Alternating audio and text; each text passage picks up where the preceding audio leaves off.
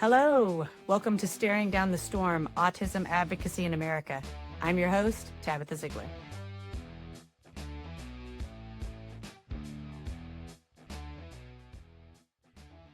Well, hello, everybody. Welcome back to the show. We've got a special guest today, Jennifer David. Would you like to tell us a little bit about yourself?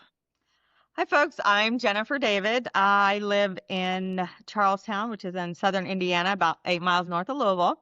I'm actually currently talking to you from Puerto Rico, though, where I'm here for a while for the winter. I am a board-certified behavior analyst, although I have never practiced ABA in the traditional sense. I own an agency called Outward Bound Community Services. We provide services to individuals on the Medicaid waiver program, specifically behavior supports and some staffing. And I have several other things that I do. I'm involved in politics when my nervous system allows me to be. Otherwise, I'm very critical of politics these days. And I've got several other things going on that I'm sure that we will talk about. Well, let's just dive right in because, as most people know, and anybody that's listened to the podcast is probably aware, we talk about anything and everything. And, everybody generally has some connection to autism, to disability, to neurodiversity. So let's dive a little bit more maybe into your origin story and how you found out. I was going to say, so much a part of my introduction and conversations with people in the last year, I always point out the autism, and I know that you know that I'm autistic, but even for this podcast, I didn't feel like it didn't even come natural for me to point that out.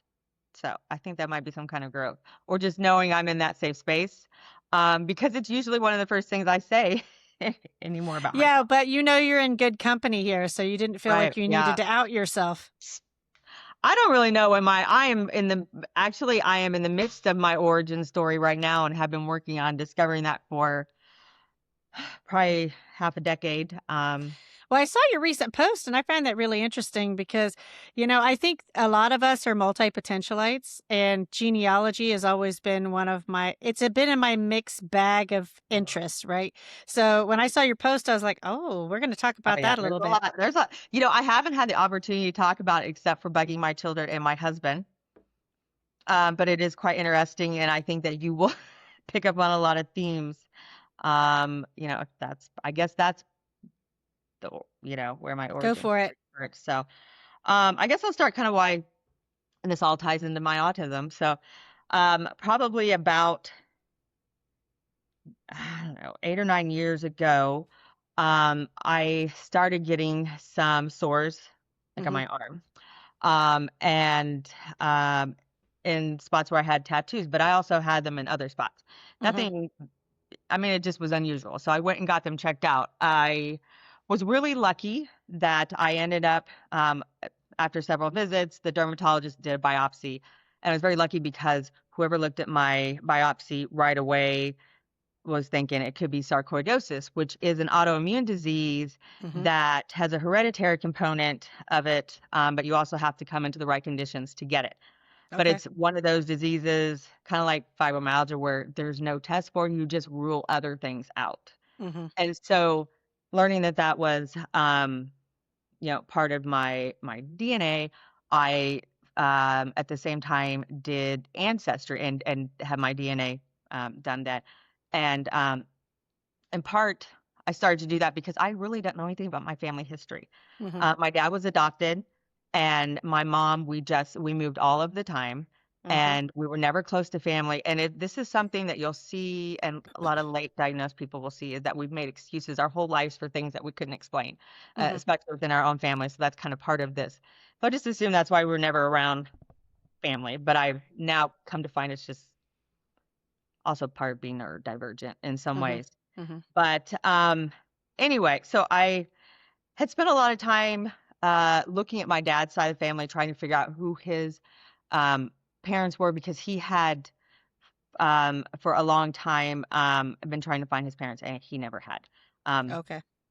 But so I spent a lot of time on that, looking there, and then eventually started looking at my mom's side of the family. But through all of that, there was really nothing with the sarcoidosis. There was nothing that stood out, but there was just other themes and people that I came upon that actually really surprised me.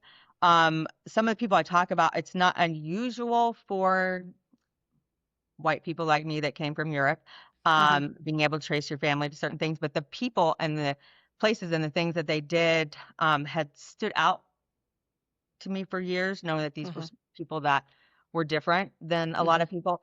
And then learning that I'm autistic and kind of putting all these together and really seeing them throughout American history and the roles that they play just even makes me understand even more how much in our DNA being neurodivergent is, Mhm. because I line up so much with the way that some of these people operated, the roles that they've had, things that ways that they've been taken advantage of, and there's just Mhm. really like this theme throughout my family that I'm still learning about. That's really Um, interesting. well, and I will tell you just because you're probably like, what are you talking about? Like a lot of people, I can trace my genealogy all the way back to the Mayflower, Mm. and that's not an uncommon thing. And part of that story is actually um, um, really about being about women. The Mhm. family member that comes through me, her husband had died on, I think either right after they got to the Mhm. new land or during the journey. Mhm. But my uncle, so this is through the so family. I'm related through Resolved White, and Resolved had a sibling called, I think, Paraguay. I can't Mhm. really pronounce the name. And their mother ended up being a really big part of the community, and her husband, the Winslows, and it's just kind of this long story. But through a lot of that, it's like it's just the survival story, and Mhm. it's also that they didn't just throw a bunch of people on the Mayflower. These were Mhm. people that were coming from persecution, religious persecution. Mhm. They were people that, had known each other, worked together collectively. And obviously they had to do the same thing here. And so that passes down through, different generations and through the same family line. I Mhm. discovered I think he's like my 10th grandfather. His name is Joseph Brandt. And he was a Mohawk and military political leader. So Mhm. he actually fought on the British side during the American Revolution. Mhm. He was somebody who um, was a mediator, a connector between, like, he met with George Mhm. Washington, the King of Great Britain, and so he was very much a part of this, and so was his sister Molly Brandt. And Mhm. there's memorials to them and a lot of history in Canada because this is where a lot of this took place. Mhm. Um, Now his adoption is another theme that I have now realized as part of my family history. And I think it is for a lot of Americans. I don't think they ever realize as much. So, Mhm. there's no Native American in me because his family was adopted Mhm. um, into the Mohawk tribe that he was with. So, Mhm. and they are a matriarchal society. So, it just really changes the way that things are. But him and his Mhm. sister were very important people um, uh, in this time in history, and they were people who I could definitely see the skills that they had in working with people, understanding people, and trying to get people to understand each other, which is very Mhm. much a lot of times something that an autistic person does. Because for us, that's also survival. Is Mhm. not us just being able to understand people, but the people around us as well. So Mhm. he is just one of them, him and his sister Molly. And what has happened, as I kind of mentioned some other things privately to you about people in my family, is that my family has very much touched leadership and power and money, Mhm. but never was really able, like, held on to it. And it wasn't because they lost it because they overspent or things like that. It was because the roles that they played were never protected. They were Mm. really things that I see over time, and I see this with myself. I see this with a lot of people that I interact with or work with, Mhm. is that Mhm. we give so much because of who we are, but also we kind of take a lot of times way too much responsibility onto ourselves because we feel like that's what we need to be doing to fit into whatever it is at that time. and we're excited to do it, but I think that not being able to set boundaries as well can really backfire, and thinking that we're doing things, for the good of things, Mhm. and also knowing that sometimes there's not anybody else that's going to do that. And sometimes that is true, but things do go on um, as well. So, anyways, that's just kind of one of the themes I saw with them, Mhm. and so they're kind of important to me, but one that is so important, part of my family history that's so important to me right now, especially personally, because I deal with some issues with this within my own family, is that this is something I had no idea about, and I was completely shocked Mhm. on many reasons. But my family is a very integral part of the expansion of Mormonism from New Mm. York through Missouri and into Utah, part of polygamy, not even just part of polygamy. And this is awful to say, and it's very much a part that's being hidden and is right now in this like actively being hidden is Mhm. pedophilia, Yeah. polygamy that happened.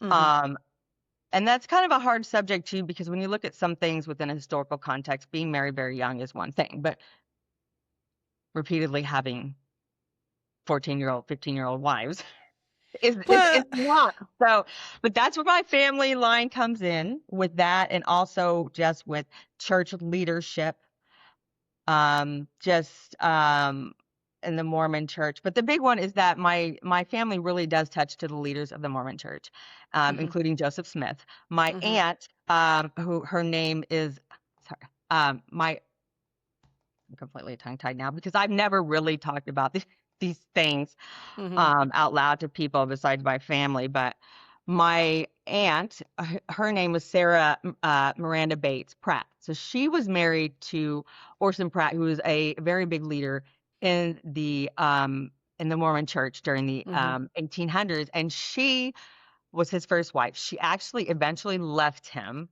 Mhm. She had some legal lawsuits with Joseph Smith, and she became what they call a Mormon apostate. And so her and her family line, they left the church. They're very outspoken. They're in all the church records as her. And as a woman, to stand up and stand out and say these things, and see what's going on. And it took her a while, Mhm. right? Because she married him young, like Yeah. so many women, and it was through all Mhm. the different wives and really seeing being controlled by religion and some of these, there's a lot that goes into it. But Sure. for women at that time to be able to do that, that is really big. And that is something that most people, can't, it's really hard to do something like that. But on the flip side of that, her brother, which is my grandfather, so she was my aunt, Ormus Bates, he married a lot of women. He married them very young, which is where my grandmother came in. And I saw this other pattern in my family where that generation, so my grandmother, she died in her 30s. There's no burial, there's no records, nobody knows where she died. The same thing Mhm. happened to her mother in her 30s as they were coming across the United States. She died at the winter quarters, and I can't remember if I think that was like in Iowa or something like that. Mhm. And then my mother and her mother, they both died in their 70s.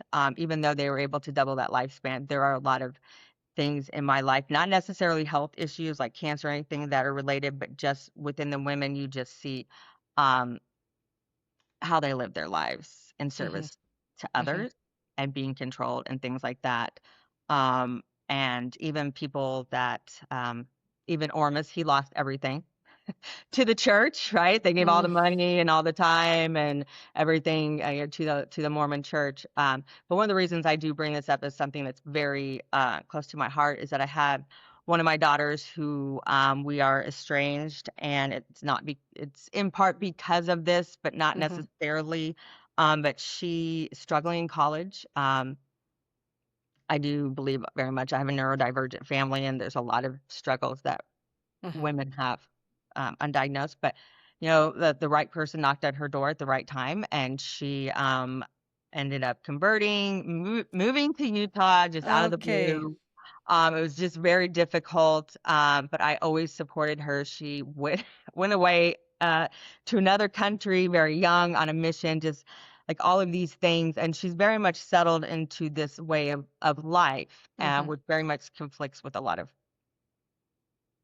my way of life and our childhood. And trauma comes into this, and autism and you know, all of these things play into this. Mhm. Um, and these are things that her and I became aware of probably several years ago, and we've talked about it. It's very interesting. I've been to Utah. I've seen there's actually in the women's museum, Pioneer Museum in Utah. There's a picture of my aunt Sarah Miranda Bates and her family with Orson Pratt in the museum there. So there's a lot of history and a lot of pictures and records and stuff that I'm able to see. Mhm. Part of those Mhm. records is like the huge family that I have, though, because Mormons during that time, you know, they polygamy and then children and Mm. like things like that. So there are just so Mhm. many people out there that I'm related to. And, you know, I had no idea. So that's just a couple of people in my family line. I also go back to Daniel Boone. Daniel Boone was my uncle. One of his brothers, Israel, I can't remember Israel Isaiah, but he died in his 30s of consumption, him and his wife. So Mhm. Daniel Boone raised what was my grandmother and, you know, things like that. So there's just um, all these different things, like every just facet of the American story and all these records I've been able to find. And I can see in that those people and the Mhm. neurodivergence just by that survival story and the way that we survived. And so much of that also like explains me and just the different things about me um, as well. So yeah, that's been hard on a lot of levels because I'm very much a systems person looking at the Mm. system, and I can see all of these different things and different I don't know, topics or different ideas or, you know, especially like social things. Mhm. So some of this is really painful and really hard because as a woman, we still feel it every day Sure. as a Yeah. disabled woman, you know, as well. So, yeah, so that's part of that origin story that I didn't even know. Not even the part of learning that I'm autistic, which really has a lot to do with the same type of thing that I'm Mhm. talking about with politics and religion. Well, that's really interesting. Like I said, I was always interested in genealogy. I think there's always one person in every family that gets bitten by that bug, if you will. And I was always really curious because I always felt like an outlier. I always kind of felt like the black sheep. And I was like, Oh right, yeah. there has to be somebody else in my family that is like this. And of course, you get fed all these different stories, and, it has advanced. Like, it's amazing what you can get your hands on now. Have And you I'm not a done much with yours? so I've done a good amount for an amateur. Like, I'm not at all a professional, and I'm not certain that every single part is correct. Like, I went Well, yeah. online and, was searching for things. I didn't necessarily go and like fact check with, birth and death records all the way back, like the immediate ones I have. But, at some point I would really like to, fact check all the stuff I've got, because if it's all true, I also have a very interesting family story, and I think there's a lot of it too that, kind of like what you're saying. It's all weaving together in this, advocacy and leadership and strong women, and like they say in Ireland, I don't think I licked it off a stone. So, Strong women, but women that don't have the protection and they don't have the historical record and they don't have their family most often didn't have the benefit of it was usually I feel like in a connecting role, and that's a role I I feel like I play a lot. I will tell you when I started doing this and finding my dad's family, which I did, and I have developed relationships with them. I've been out there to mhm. see them in California. They were loggers, so they came Okay. across with the railroad.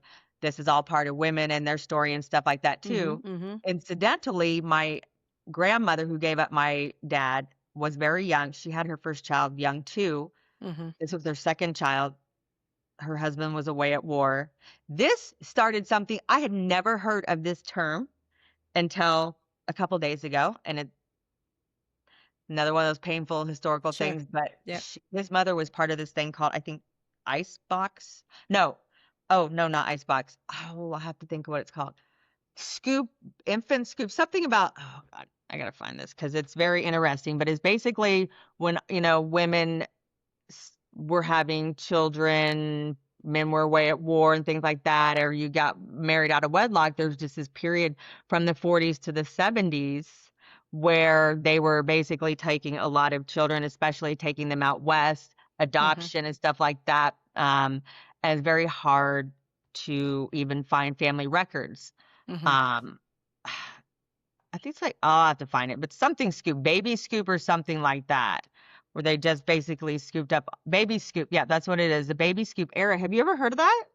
I've never heard of that term, but it makes sense because I mean, it was very shameful, right? I mean, it was still like very much patriarchal and Yes. women didn't have a lot of rights. So, the last, even my generation, right? They basically just said, don't do it. Just like be a good girl, don't have sex, because if you get pregnant, your life will be over. And I think that is Started my because life. of what's up? I realize now that getting pregnant young started my life. Well, everybody has a different way that they talk to their children about these things. That was just my like sex talk from my Oh parents. yeah, no, my parents. Oh no, I'll have to tell you that story too. Yeah, no, it's really interesting, right? Because I don't think my brother and I really got like very much of a sex talk. It was just don't do it, because if you do it and if you have a child, your life is over. Your dreams of going to college and all of that stuff is going to be extinguished, because then you're going to be dealing with this kid. And so I was petrified to have children. And eventually had children whenever I was older. My brother was the opposite. And, I think he probably could have benefited from having a little bit more of a sex talk, because he had kids early and, That's so like, common.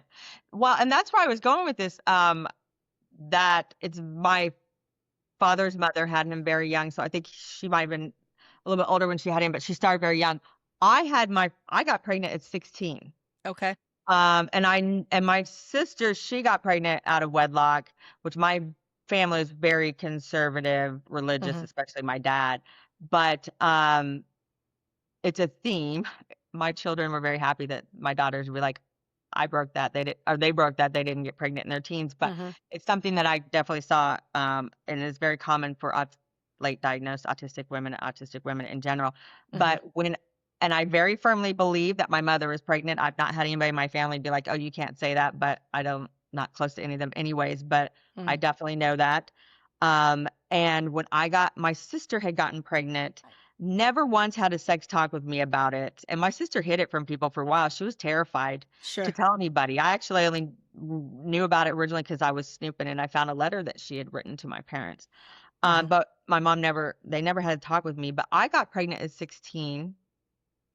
Um, but she had known just a little bit before that I've been sexually active with my son's father. Mhm. Because something happened and my dad Sure. ended up confronting him and he had Mhm. said yes that we were having sex. My mom, instead of having a conversation about it with me, didn't say, the only thing that she said to me is, do you think other girls are having sex? Well, fuck yeah, they're all having sex. I mean, I'm a teenager with raging hormones. She literally was not joking. She came from, you get married and you have sex. And even the Mhm. reality of, I mean, this is like like very late 80s, so it's Yeah. not like sex is hidden.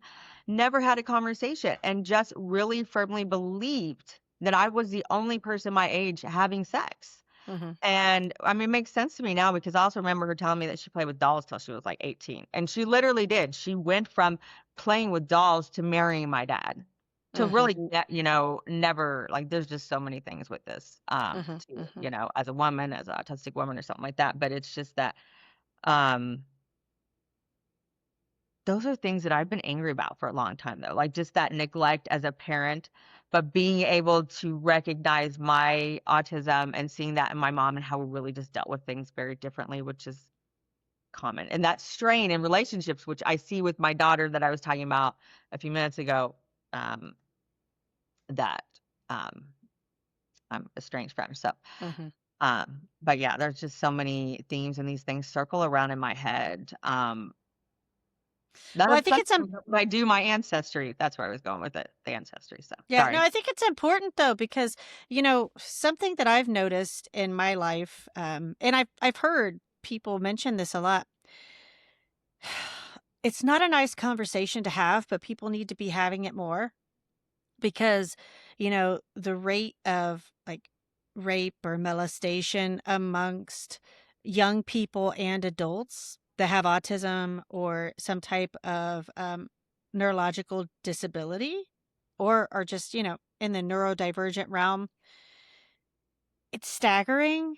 And I think that because, obviously everybody's brain works differently, you know, you don't see like all autistic people the same. Once you've seen one, right? Like there are a million of us that are all different. But to have a very like technical conversation so that people know about their bodies, what's okay, like the groundwork and the ground rules for what is okay and what is not, I think that would just go very, very far. Even for the people that are very conservative and they don't really know what to say. Like, Hmm. this is why the book ban right now is irritating me so much because, I was a big reader. And if I had maybe been aware, or if there were books that I could have checked out of the library, for example, that I could have taught myself, that would have been amazing. I know they have What more of these types of books now. I want to ask you now, the book ban is a different subject because I Sure. want to draw this back to autism Of course. because in part of that story, I will tell you, I'll have to backtrack to that, but like there's also reading things, and I'm not even talking about comprehending them, Hmm. but integrating them and drawing something from them. So like sometimes like why a lot of neurodivergent people will reread things over and over. It's not Hmm. it's that maybe we weren't there when we Sure. kept reading like having to go in the process. And the reason I say this is because I'm trying not to get too upset, but mm, sometimes things just don't register Yes. or that we've been given so many of the wrong messages. So for example, this is something I've only realized in the Me Too movement, even though it Mhm, bothered me. But I had a situation with my ex-husband mhm, to which he did rape me. But I mm, did not recognize that as rape yeah, until the Me Too movement, until I saw other things that people were talking about. Even though I always knew, I just never allowed myself to process that. And I think that's also something um autistic people can tend to do. Like sometimes we know certain things, but we know we don't have the capacity to deal with that situation internally at the time. So, yeah, no, I get that because so, I'm a lesbian and, you know, there are many more categories now than whenever I came out. oh So, yeah. I think that that is a conversation in itself about, sexuality, right? Because it's a harder conversation. It's not as simple. Not that it was ever simple, right? But it's not as simple as it was maybe 20 years ago to maybe try to have this conversation about parts and whatnot. But just the fact that you can have your autonomy and you can say no and you can say no at any time and that whole like my body my choice, and I know it sounds cliche to some people, but some people don't get that, and I don't think I ever really understood that. Like growing up in the church and all that, it would sort of beat into you that you were supposed to be submissive when you were in a relationship, you really needed to sort of be subservient to your partner, and that transcended into a gay relationship for me too, like the ownership and leadership roles and all this sort of stuff, like who makes the money, this, that, the other thing. Tons of lists, tons of lists. But ultimately, I don't think I had enough structure to be able to say no in a Mhm. variety of ways. And Right. I'm kind of like you. I'm just now learning that there was a lot of stuff that went on in my past, especially sexually, that I always felt like I allowed sort of, but my body and my brain was really, really uncomfortable with it. And I also got raped whenever I was younger.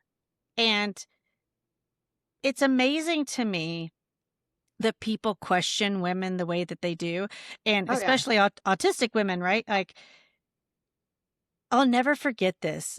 I don't know if I've ever told anybody really, But one of one of my partners, um, she pestered me so much to retell what happened.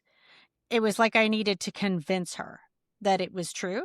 Mhm. And I couldn't remember all the tiny details because I think your brain just kind of checks out. Oh, yeah. And if I think sometimes to people, if it doesn't seem violent enough, if it doesn't seem aggressive enough, then they don't consider it rape. And someone checking out, like mentally checking out and, being a limp fish, whatever it is that they want to say, that's not someone consenting. Yeah, is that disassociation is when yeah. Yeah. There's a lot with neurodivergence and um, sexuality, and there's a lot of people that are in non-traditional relationships, LGBTQ plus, Yep. being very fluid, just because even though we like at least me categorize and Mhm. systemize everything Mhm. when it comes to our lives and the way that we look at people, it's much more fluid. Mhm. And I think it's because something that I'm just learning and understanding is it's really about how it sets with our nervous system. Mhm. And I've never had a partner that I co-regulated with or even understood what regulation was or co-regulation Yeah. was until I met my husband. And it's funny because we've been together for 13 years and Mhm. we've just learned that we're neurodivergent in this last year or so. And but ever since the beginning of our relationship, I know this feeling and I would tell him, I just feel different around you. And it's not like, oh, I'm, gaga goo goo in love with you, which I Yeah. totally am.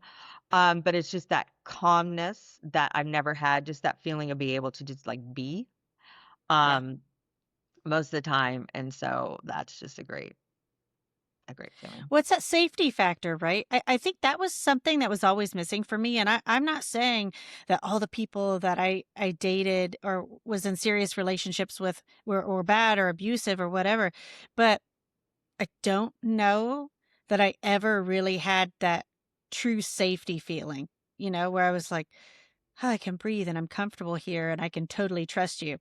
I think I walked into almost every single relationship I was ever in hesitant, guarded, distrustful because of things that happen. And you know what's funny is a lot of this is I talk about this often in that the difference between neurotypical advice and neurodivergent advice is I would tell you you should stay that way until you feel like you don't have to be. And I have only, even though I've been with my husband Julio for a long time, I've only really realized that it's just a safety thing. And I've only really allowed myself to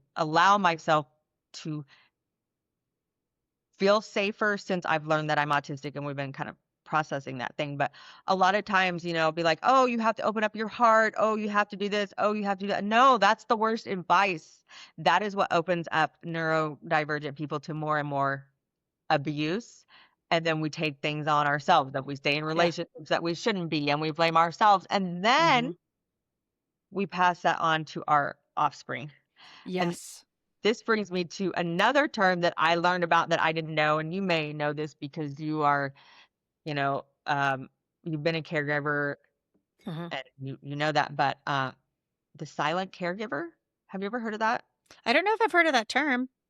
Well, that was my mom, and this is just something I discovered too recently, that it is a Mhm. term, and it's um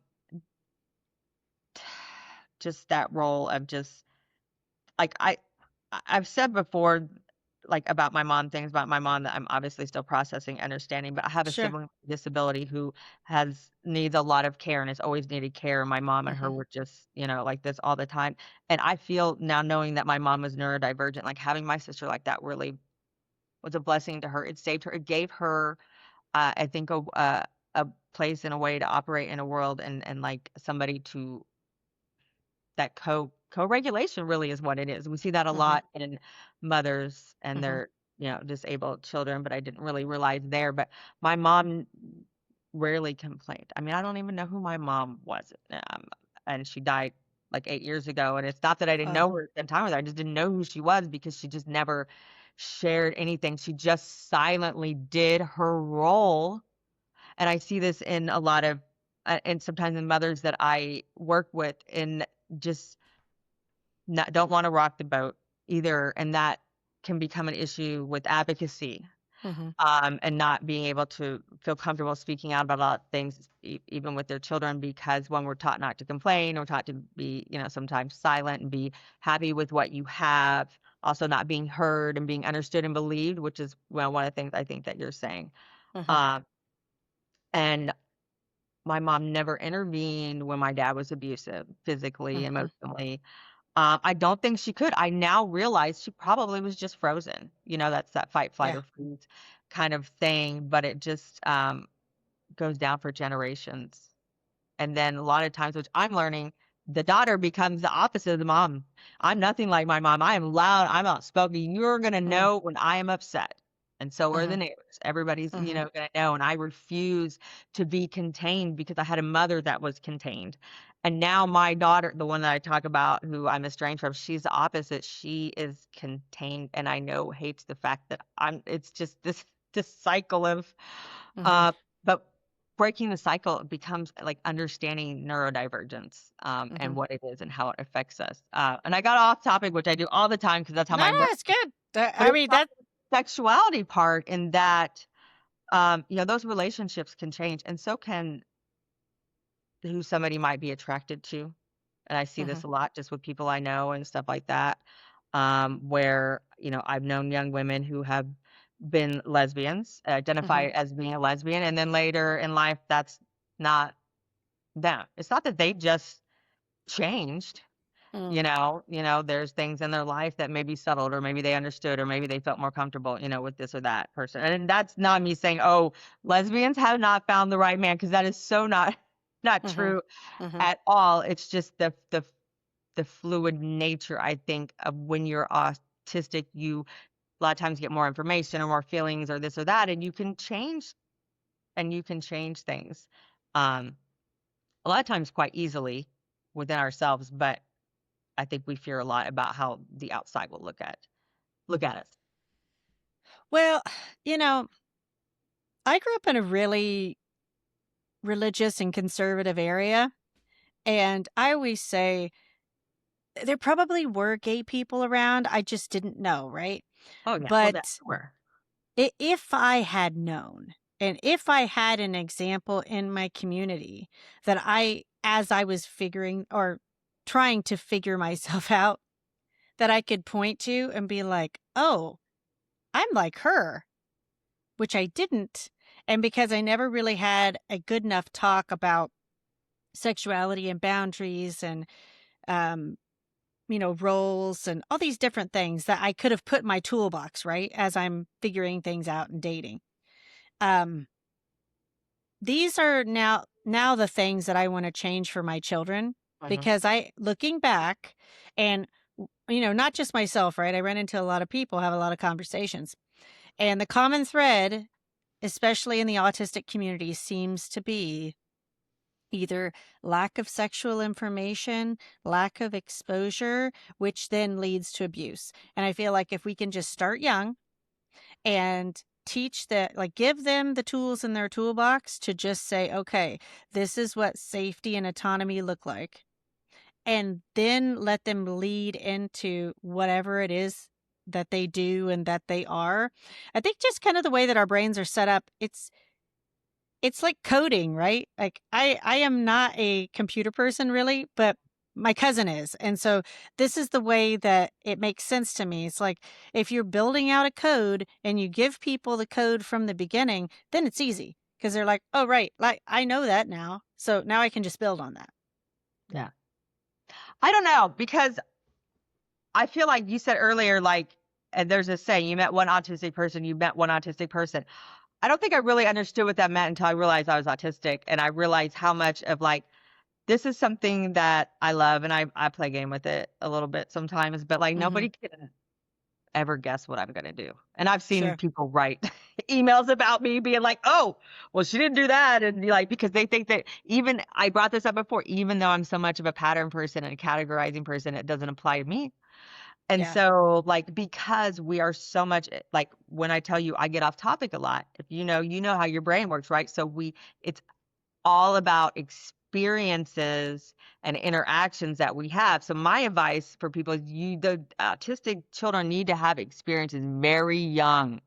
Young, they're more likely going to go on. The more experiences they have, the less fear they're going to have as they get Mhm. Mhm. older and are willing to, to try new things. Sure. But then you also have people on the spectrum you got to be like, you need some boundaries and so, some safety as well too. But Mhm. Mhm. our brains just kind of go from all of those experiences, and as new information also comes in, we update and change. And people like us are stereotyped as being very restrictive and very Rigid. rigid, but we are usually the first to pull in new information and adjust without internal guilt, really. But it's from, from the outside and then trying to show people the information, which is really hard because communication is hard. Like there's just this whole cycle of things that The way we see the not. world is just different, and I really love having conversations with other autistic people because I feel like it's easy to follow. And if I have a conversation with a typical person, sometimes it's harder work for me. It And is. even like for us right now, some people may be listening and be like, wow, they're really jumping around a lot, but I'm following perfectly. And I'm like, yeah, yeah, yeah, yeah, no problem. And you could add three more neurodivergent people to this conversation, and we could have 4 to 5 different conversations all going on at the same time, interacting in each different conversation, and it would not be stressful. We would all get it. Add 3 neurotypical people to this conversation. I guarantee you in 15 minutes, I'll check out because Well, the I, communication is so hard. so I often, whenever I'm talking, I have these mental images that pop up in my mind, like as a correlation to what is going on. And sometimes I'll giggle because I have an image pop up. Oh, yeah. And I just saw like a really bright Ferris wheel full Uh-huh. of colors. And I was like, that's a perfect analogy for this sort of conversation where it's like you have the Ferris wheel that's going, multiple people on it, lots of colors, lots of lights, lots of sounds and everything. And it's almost like the Ferris wheel just like goes off the base and just like rolling down the road. And we're just following it along and it's I am fine. terrified of Ferris wheels. I hate Ferris wheels because now I'm thinking of this, they're not consistent. So their timing is not consistent in how they stop. That's probably one of the big ones. But it's not fast enough. So like I don't like heights, but I like roller coasters. If it's moving fast, I like it and I'll do it. I've had a couple of panic attacks um on Ferris wheels before. I don't even get on them now. Well, that's interesting. And I am probably not a huge fan of Ferris wheels myself because I was always a little terrified of heights. And yet I was a flight attendant for 17 years. So, So like you are unpack so, that. but see, like there's certain spaces I'm okay in, and I this is something I'm also learning and stuff like that. But I think has a lot probably to do with is it proprioception? Like you don't know like your body in space, like where it is. There's no like I've been reading lately about diagonal sleeping because I remember I used to sleep diagonally, Uh-huh. and there's this thing with autistic people that will sleep diagonally, and they kind of have like arms like this and legs like this because they're feeling where they're at on that bed and they know at all times where they are in space. So when you're at heights and you're things like that, you don't know where you are, and that is scary. My daughter's like that. My daughter sleeps like a starfish.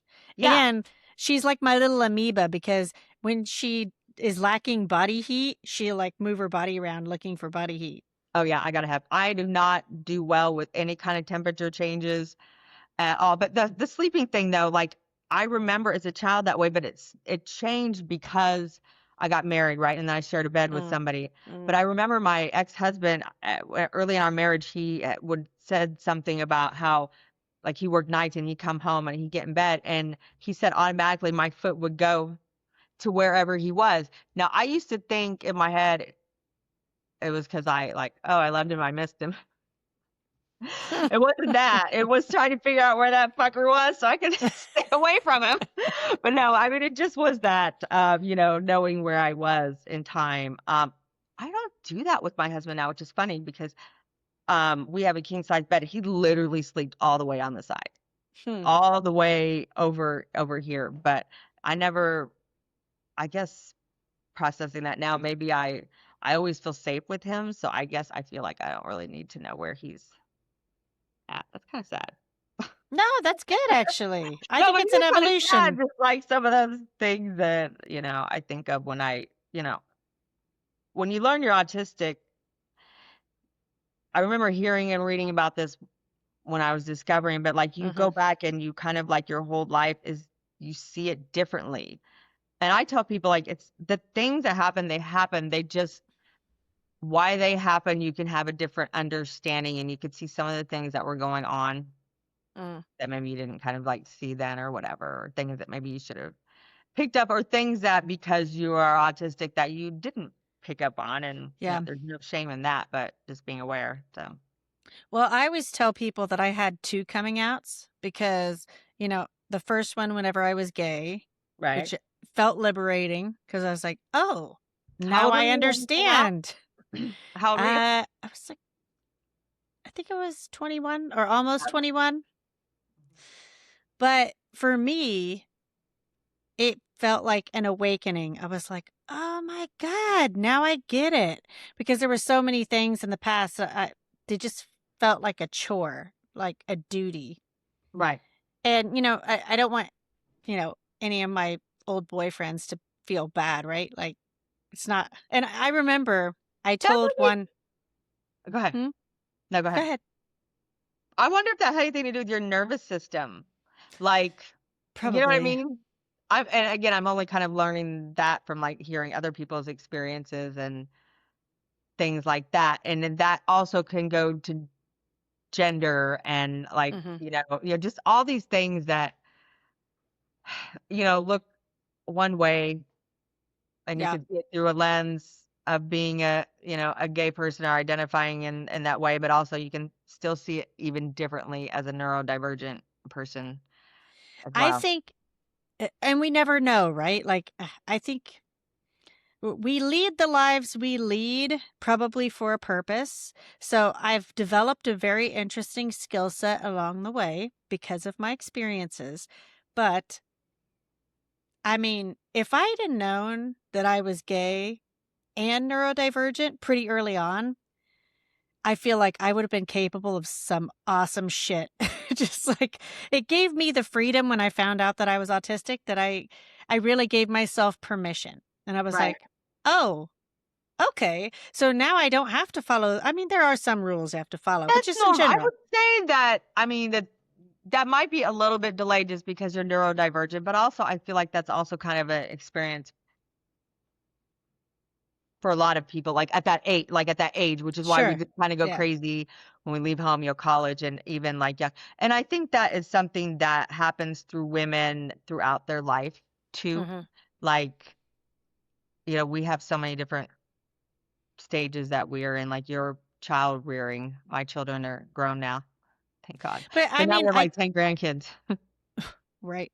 I guess what I'm trying to say is now that I know that I'm neurodivergent, I see the world so differently Oh yeah. and things become so simple. Like I understand things are complicated, but I can see through the bullshit very easily. And I'm like, it'd be really easy for everybody just to kind of allow people to be themselves and Hmm. be happy and be productive and artistic and all that. And the world would function great. And it's the fact that we don't allow people to be their authentic selves. We Uh-uh. put people in boxes. We're trying to stifle people's creativity. We're trying to tell them what to do. I mean, I How old were realize we have you? to have some rules. Go ahead. How old were you when you learned you were autistic? 42. Did you have like health issues? Do you have any health issues? No, I had 3 children that were autistic, and over time, I was like, That's "Hmm, funny. At least I hate to see there's a lot of um families that I interact with and women that I talk with, and I had to change my tone to be more sensitive. Sure. But when I talk with them about, it's hereditary, autism's hereditary, as I'm talking with them and their child, they Mhm. automatically go to the husband. I don't think I've ever really had women be like, "Oh, they got it from me," or like it's always their husband. And then we get to talking, and I don't. It's rare that I might just be direct Mm. with somebody, but then they'll start talking, and they'll start talking about their husband, and then they'll start talking about themselves. And I've had a lot of them been like this lady I was talking to a couple weekends ago. She had her son with her, and we've been emailing, Mhm. but not Mhm. about that. But she was in my building, and then all of a sudden she's like, maybe I'm autistic. And then we start talking about health stuff. Then she starts talking Mm. about some of the other like nephews that she has and things like that. And we start talking about like connective tissue. There's a lot of stuff that goes Mm. along with being autistic. But for so many people, even with all the education out there, it doesn't dawn on them that they might be autistic. And the shit that's going on now with, Health and Human Services and just all these Well, look, it's because information it's a is not helping. stigma.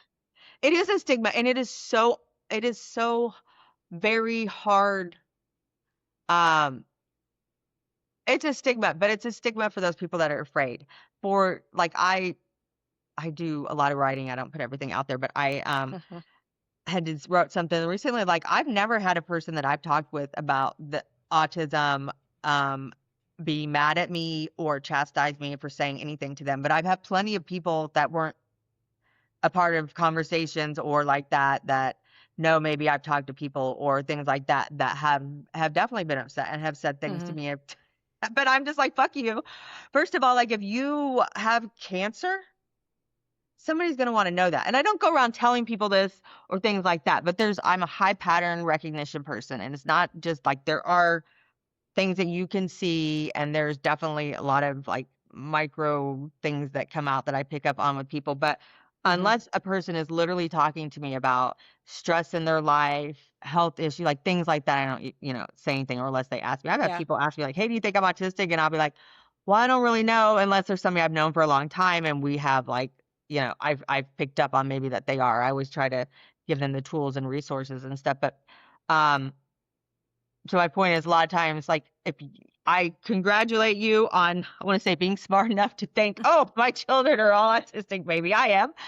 And that, I hope that women will maybe start to think about this a little bit more, because you see a lot of women also having multiple marriages, being Mhm. single mothers, raising children on the Yeah. spectrum, and a lot of times they're left alone, or maybe they're in a good marriage.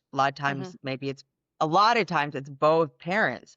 And even Mhm. within my marriage, I have an amazing marriage. I love my husband so much, but we have gone through some difficulties in these Mhm. last 2 or 3 years before I learned I was autistic. And I just kept saying, like, it's our communication. It's our communication. So like even people that are neurodivergent, both of them, and we both realize that now, it is very much a struggle and things that you have to learn to recognize. Like kind of like you're talking about, like being gay. You'd love to have known that and had those tools, right? So Mhm. if you were in a good marriage, or in a marriage that you both wanted to be in, having tools, if either one of you is neurodivergent, is so important. Mhm. And there's not a lot of people out there talking about that. Well, I think that's why I am, right? Like, I was nervous because when I stepped into the advocacy part, it was more from the children's standpoint because I was advocating for my children.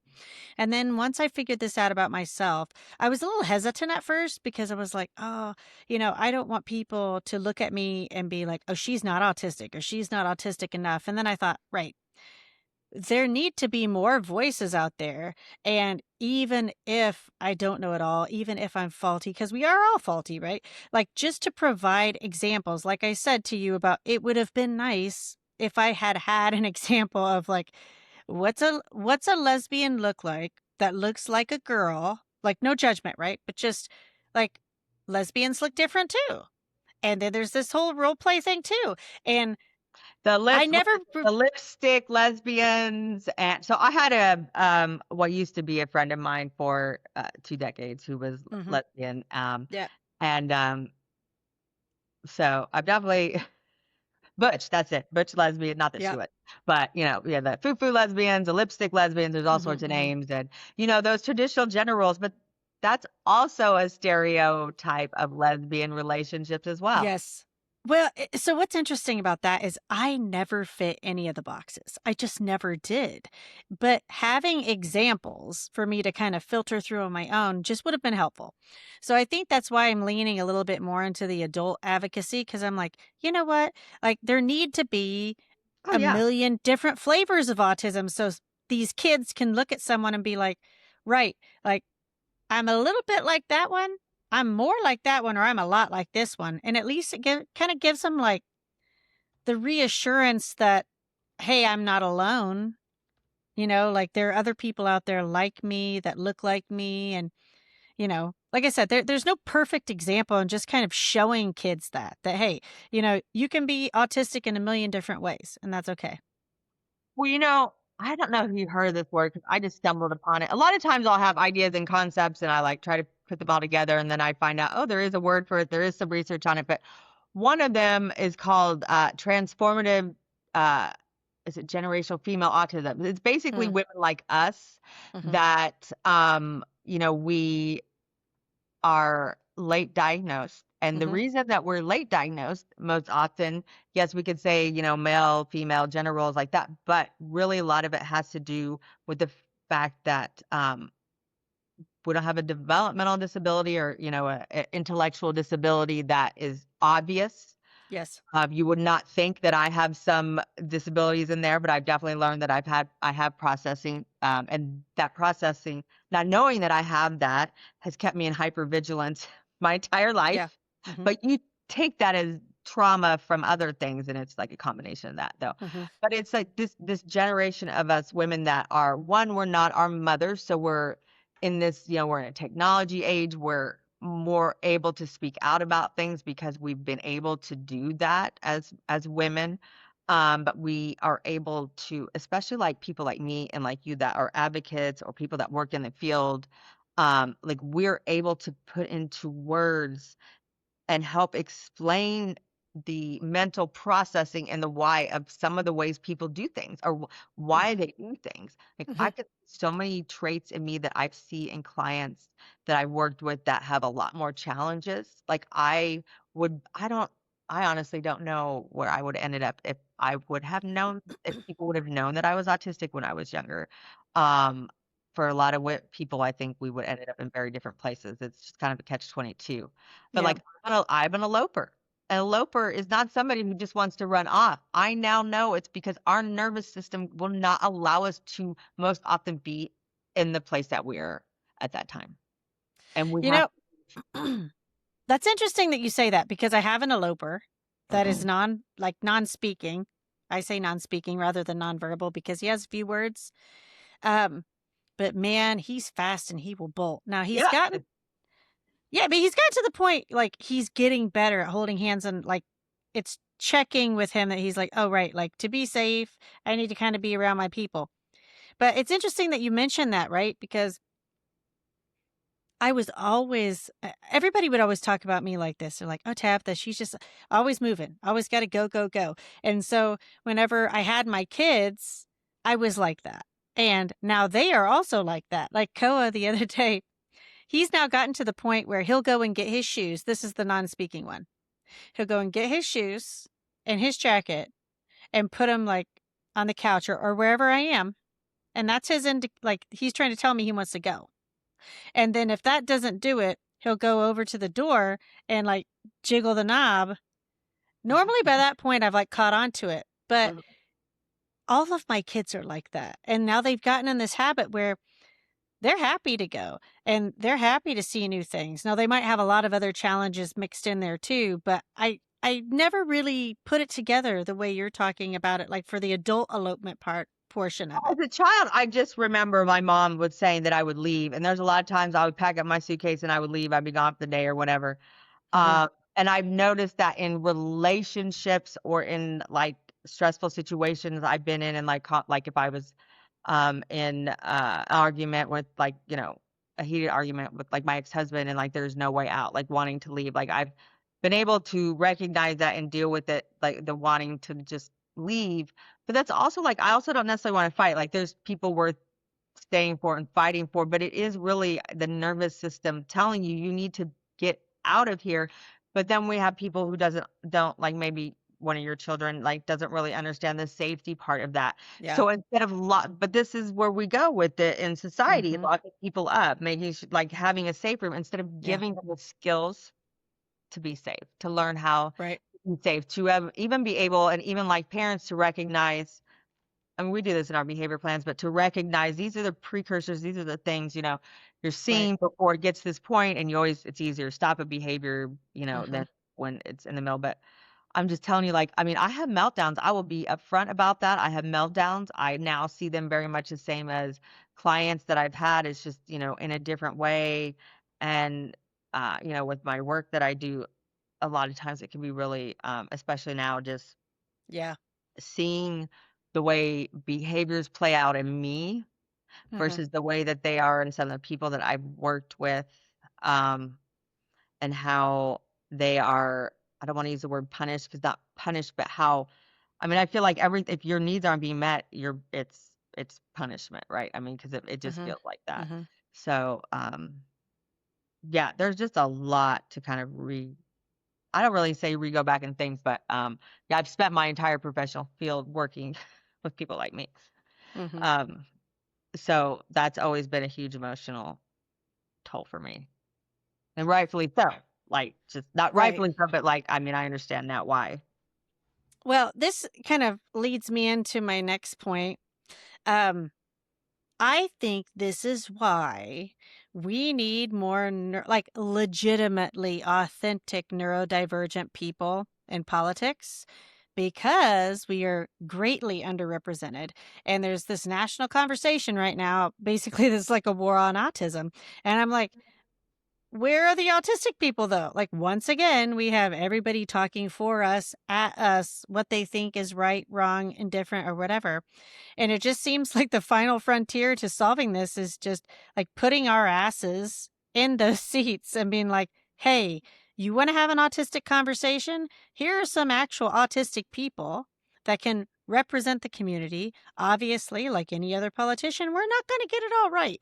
But at least you have representation. That's like, talking about people that use wheelchairs and not having someone using a wheelchair in Congress, for example. It's like, come on, guys. Like, we have to be more open minded about things. And so I will let you talk a little bit about, your thoughts with politics, because I know that's in your arena too. And I figure we Right. might as well go ahead and check that box. My thoughts on politics, I guess, what you're saying, you want to know the reason there's not more people there? Because they don't want us there. Well, I know they don't want us They there. I'm don't just want us saying I there. think we And I'm should going to be there. say, huh? I'm just saying I think we should be there. Well, I think we should be there too. I think we are that this kind of goes back to what I was talking about with my family, right? Like my family history. We're there. We're just not there. Yeah. We are the ones that are doing the grunt work. We are Mhm. the precinct chairs and the party chairs and the organizations. Like, I'm not Right. say specific to these like, but there's like, who's your action and mad voters and like just like a lot of these other like progressive or even just leftist like Mhm. organizations and stuff. That is where we are doing all of that work, not being paid for that work. A lot Mhm. of times being asked to do things when the people asking that already know that we're stuck in that system because we're willing to do the work and we're accepting that role in life. And when I deal with this firsthand. This is why I learned that I am autistic. And that Mhm. a lot of times, we think differently, we see differently. That doesn't mean I'm wrong. A lot of times what happens is that we can put scenarios together, things together, and we could see maybe a little bit more ahead of people and Mhm. they've not Mhm. yet caught up. And that is a Right. scary thing to people. That's a scary thing to systems. It's a scary thing when me as a Democrat go out talking about things differently than other Democrats when Sure. I am a systems thinker. And you can't sit here and just say, let's make sure everybody has food stamps, SNAP benefits, instead of getting to where some of the root of the problem is, or the Mhm. things with like, with like daycares. And I have not stayed Yep. up on the news in the last couple weeks. Sure, sure. checking out for a little bit. So, but I know there's some things going on, but like, Yeah, why do we need it in the first place? Why do these people not getting paid enough money? Why, there's things to, I feel like politics, either side, they play things, they make things of look, course. um, differently. They don't give people all, that's my big thing with politics right there, is not giving people enough information. And politics intentionally does not give people enough information so that they, whoever it may be, can mold and influence, you in a way that they want. We see that like in media all the time. Mhm. Mhm. Um, Well, but I'm look, not really happy about politics these days. I just think that the progressives, especially the autistic ones, because we're not alone, right? Like, we're the people's people.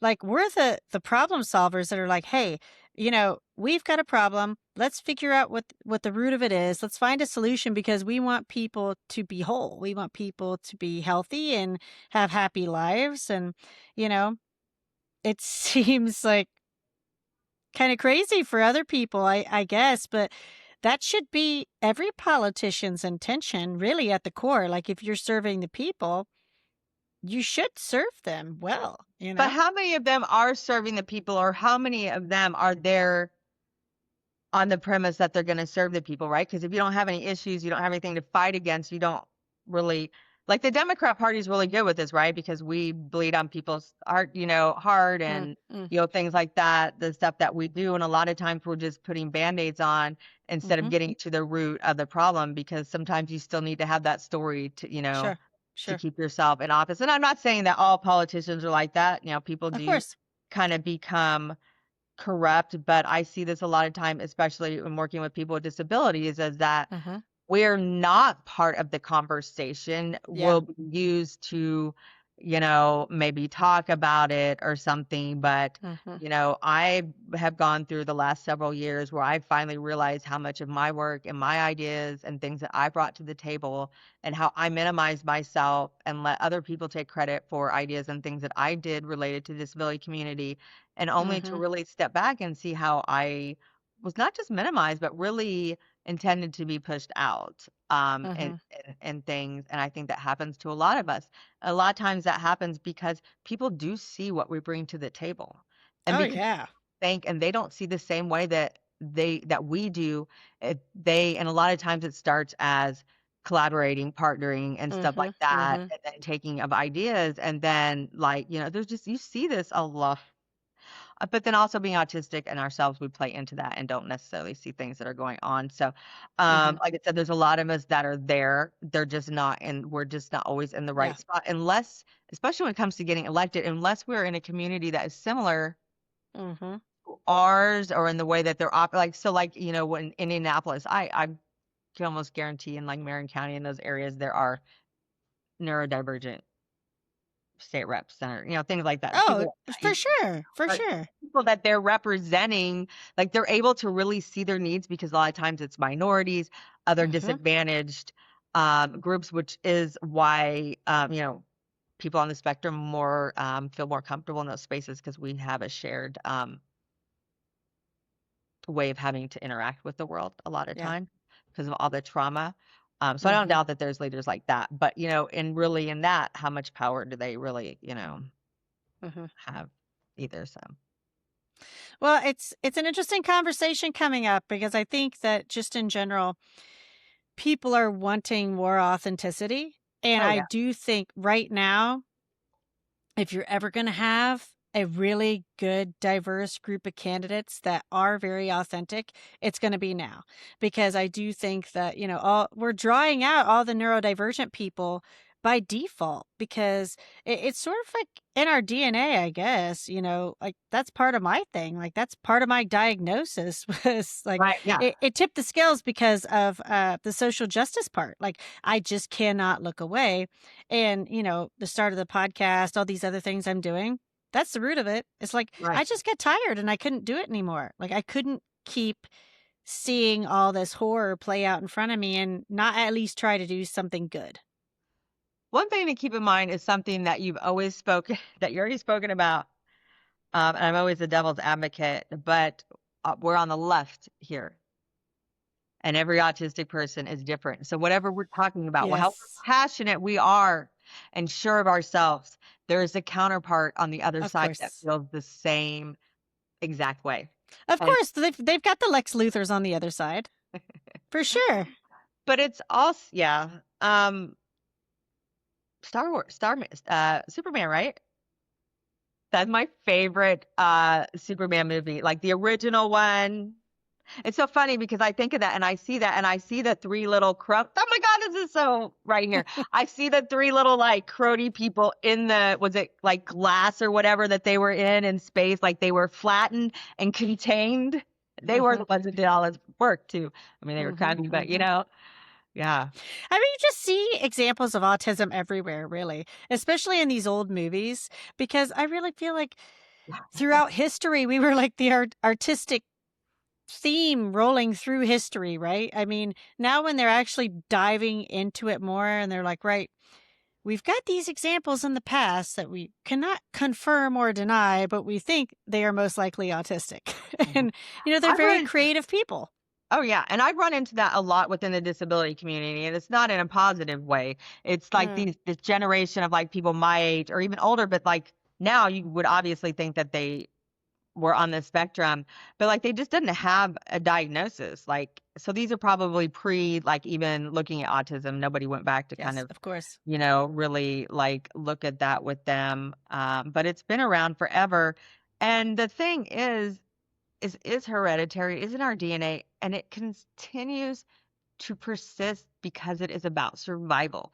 Every Yes. autistic person, their whole being, their whole life is about surviving every day because one of the reasons I think, and I've only just kind of started thinking about this more and more, is that Hmm. it's such a big deal. And now, in identifying people and even people needing to be identified because of the society that we live in, it wasn't an issue when there wasn't all this noise and all this Hmm. technology and all the artificial lighting and all of these expectations because of how we're living it. I mean, it's still definitely like hurt people in a lot of ways, Sure.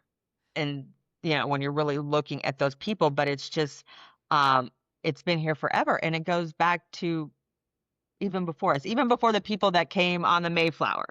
Right. It goes to where they came from. I feel like I think there are some things about this being like Neanderthal DNA or something with the DNA. They're always changing things up or whatever, but to me, it really is about survival. When I am out there, I spent my whole childhood in the woods and Hmm. by the water, which is something that I know you want to talk about, the water and water Hmm. safety. Hmm.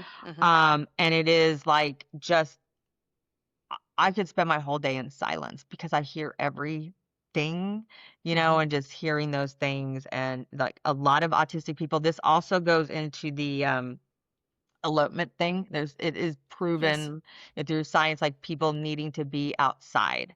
So a lot of times if I do events and stuff, I realize when I leave, if it's contained, if it's inside, I have a lot harder time Yeah. than when it's outside. I prefer to do events outside because it's free. The sound can travel. I'm not contained, and just all of Hmm. those different things. So we were the hunter gatherers. We were the ones, the Yeah. cavemen that went, and that is why too I firmly believe in that the one of the big things with autistic people is not really meshing with society. And I don't mean like always rubbing against it, but not understanding and once we realize who we are, not really feeling as guilty about not falling into those societal expectations. Because that muddies things, and that's also why politics is very muddied. But when Hmm. you are out there and your main job is to protect people, you don't need to worry about how your hair looks or how you're Yeah. sitting or if you offended this person or that just takes up bandwidth that just isn't necessary Yeah. when you're just trying to survive. Yeah. Well, I mean, I come from a family of farmers. Yes. So, I That's find a definite strong, survival.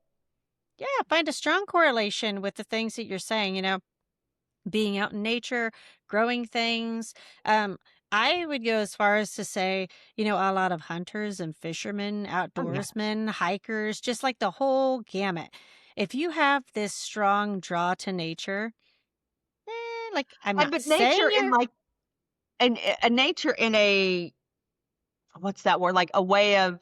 like, because most hunters and fishermen, they're conservative, they care for the land, the animals, they take it in a respectful way because they understand the way that we all, the world works. Yeah, like in a But regenerative way, right? yeah, Like yeah, you like a farmer. very much yes, you very much feel tethered to the soil, if you will. And you're like, right, like I must be a part of it, or I must do my part to make sure that, you know, it's left for the next generation for other people. And that And could be a trap too. And that's of something like the course, tethered thing and this part are things that these are like concepts and things that I'm working on right now. The tethered thing is funny because we're tethered to the land, but you know what else we're tethered to? We are tethered to each other of and course. neurodivergent people. And that's one of those things, like I've told people this before. Now I realize I'm autistic, so I will say an autistic concept, but I would always say it about people with disabilities. I was like, people without disabilities, like there's things they do, it just I can't deal with it. I can't stand it. I can't stand certain things. But people with disabilities, like it just does not bother me. And Mhm. there's like people, and that's like maybe somebody sitting next to me making noises or things like that that Yeah. normally would just really bother me.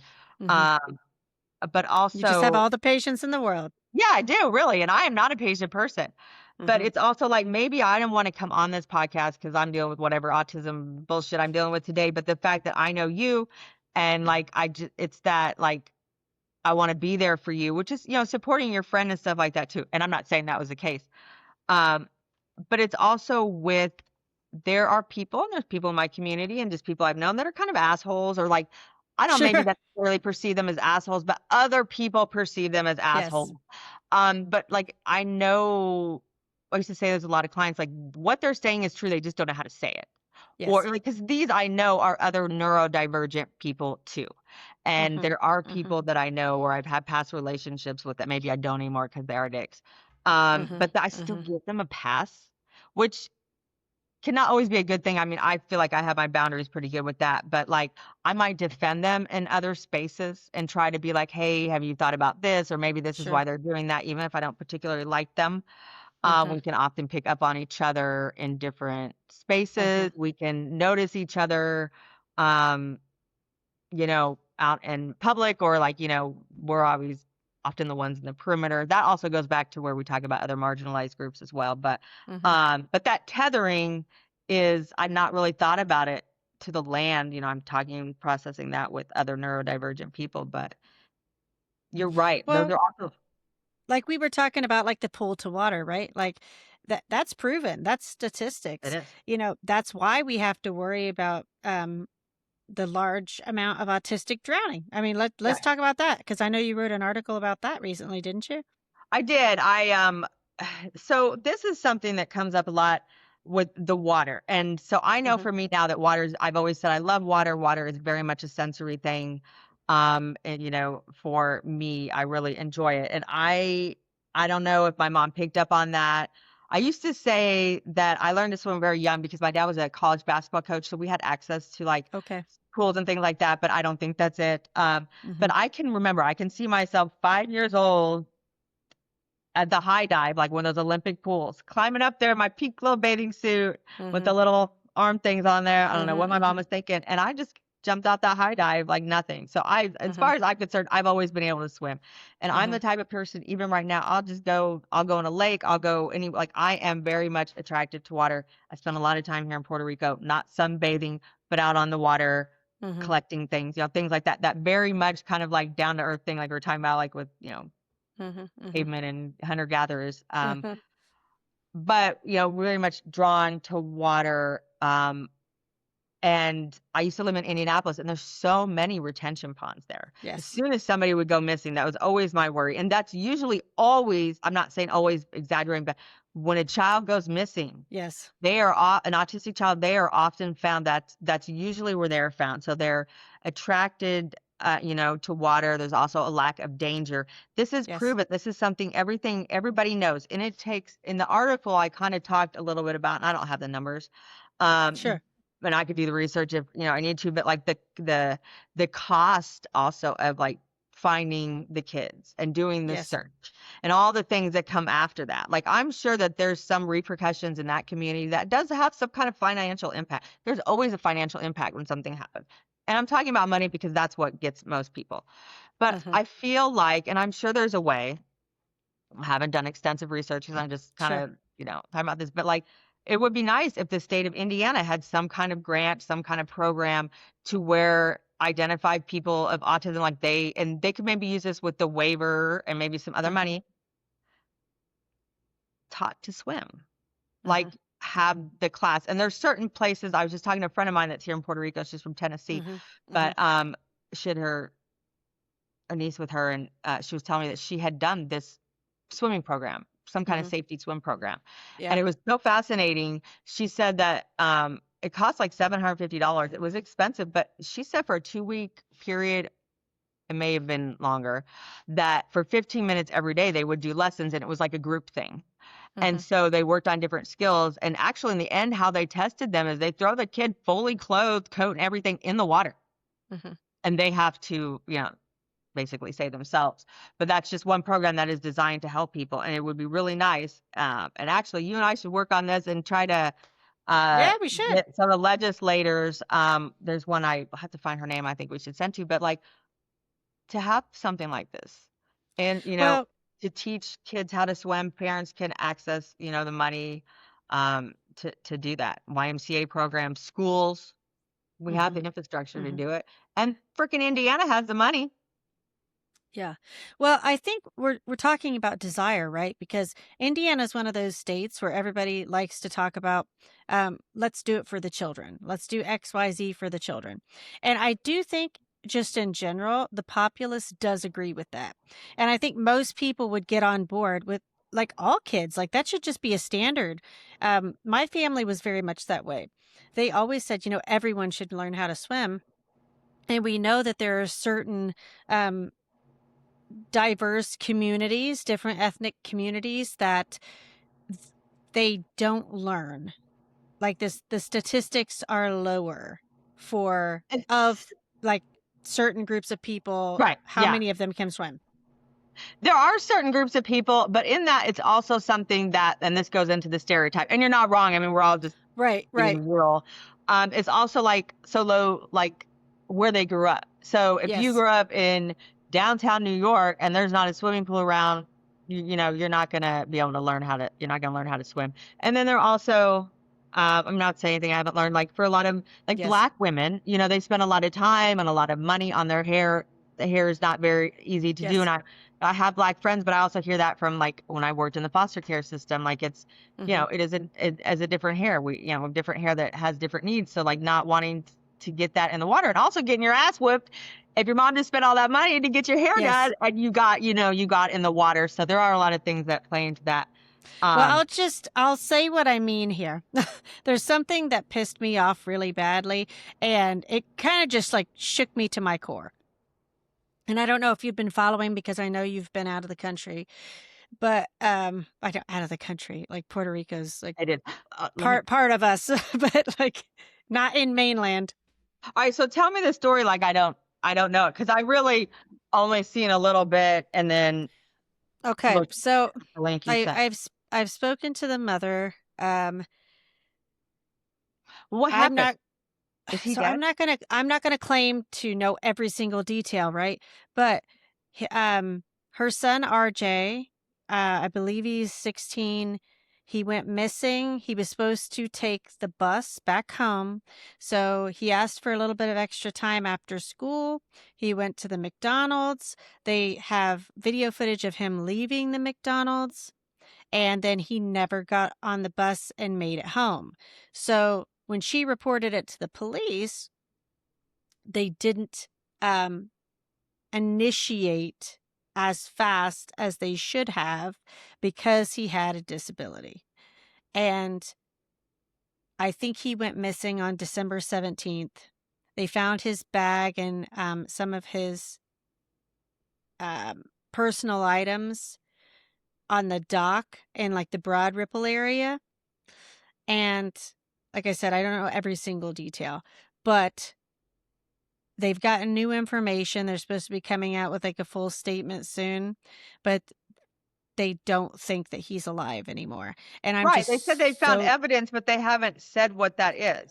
right. Well, so and That that's what. seems odd, though, for a person who is independent at that age to be able to do those things or put themselves in that situation.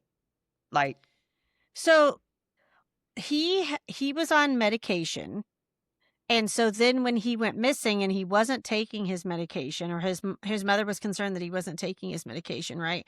She's like, he won't know, like he's going to be confused. And there was all this caution about, like, be careful in how you approach him. And I just thought from the beginning, right? Like, I'm just going to say it. I thought if this was some little blonde girl from Noblesville or oh, Fishers, yeah, they would have found her absolutely. ass already. Oh, And so yeah. every single time I hear this shit, I get so pissed off because for me, just because it's a black kid, I see my children in that child. And I'm like, what the hell are we still doing? And I don't want to vilify too many people, right? But I'm just like, it is just very, very clear. If a parent calls any sort of dispatcher and is like, listen, I have an autistic child or autistic adult, or I'm the caregiver of an autistic person and they have gone missing. This is out of character for them. You need to start looking right now. Like, shut it down. Like, do whatever you can to shut down the city, knock down doors. I mean, I know that there's only so much people can do, right? But the response time is an issue. But I think the issue is what you've already said. It's not, I There's mean, lots it's of the issues person. here. Well, yeah, but I'm saying one, it's a disabled person Yeah. that's missing. Yeah. He's black. Mhm. Two, it's a woman calling the mom. Yeah. They don't, I mean, I don't know if she went down there or whatever, but she's black. She might also be disabled. And whether or not people know that somebody's on the spectrum, we are very much, and even if we don't, we very Well, much and I just need to discarded and say this, minimized. right? Because I've not had an in-depth conversation with her about anything like that. And I have not asked her. That's not my business to ask her. Yeah, right. No, I'm just saying general statistics would probably show, as we were talking about before. I'm not saying that autism comes from the mom, but there's also like it's probably both parents most of the time because we attract each other. But, disability also can play a larger picture in this and maybe being able to communicate things, being in a way that maybe people will understand the urgency, not minimize that. But then again, scientifically it is proven that autistic people are often minimized, not looked at. I mean, it doesn't matter what color of skin we have either.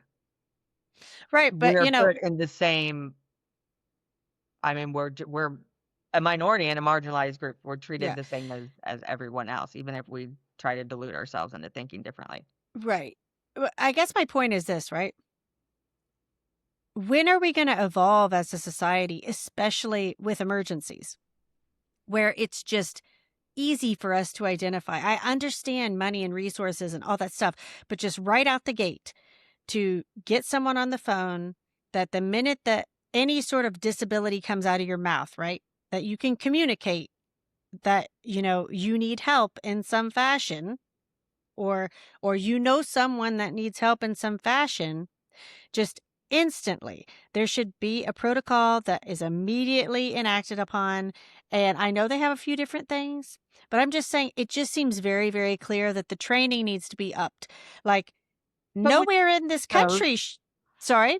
when you look at like, so you're talking about some of those trainings, because this is one I'm not going back to autism. I mean, I am in some way, but when you look at like some of those places that have some things in places like Westfield, Hmm. Carmel, like it's in Hmm. these areas where let's go back to politics, right? Yes.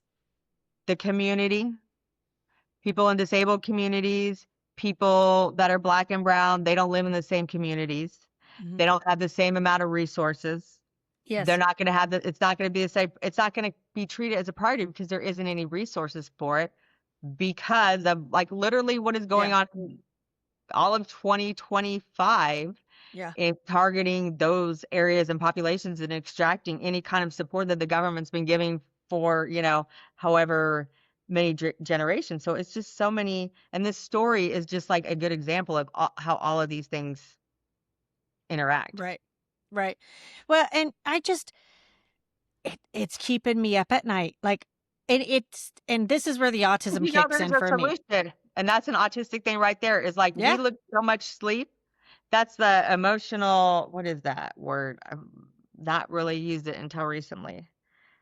Um, when you're doing the emotional labor, right? When you're doing all that Hmm. work. And one thing that I've come to learn about myself, and you and I think are similar in like our Yeah. passion and our excitement, like how we carry ourselves. And you probably don't sit down much either. Um, Not really. is like our we don't shut off. So like Yeah. when we are sleeping at night, and actually this is interesting. I just got a sleep study back. Oh, really? I have sleeping issues, and what I have is that I'm always hypervigilant. Mm, So my body is always, when I am sleeping, there's a part of me that's not sleeping, and that it's always checking, scanning. That also goes back to when I was talking about being in bed, knowing where I'm at, uh-huh, being uh-huh. safe if anybody's, you know.